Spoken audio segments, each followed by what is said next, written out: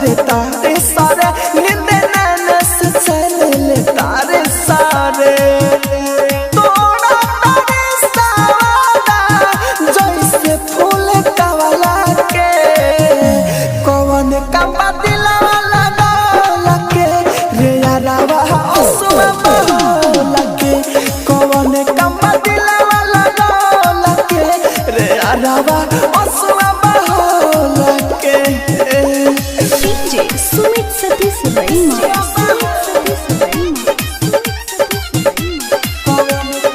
Mix by AG recording studio.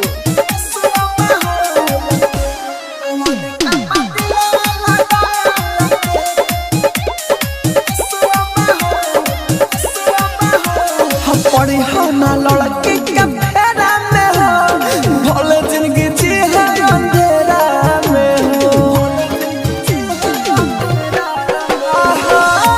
करब जब भूल तोहरा रोवे के पारी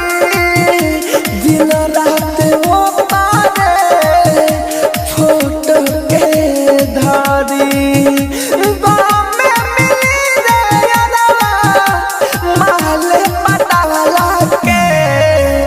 कौन का दिला लगा लगे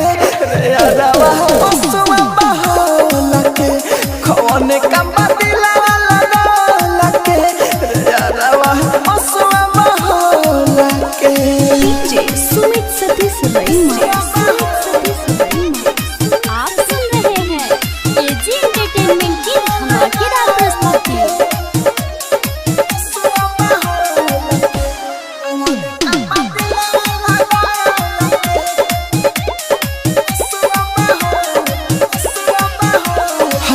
राजा धानी तो दिहा ध्यान जन जाने कही के ले ली संजन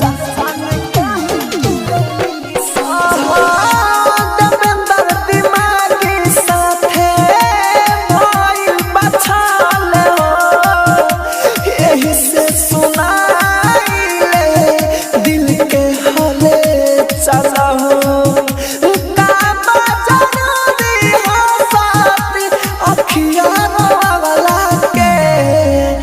कौन का दिला लगा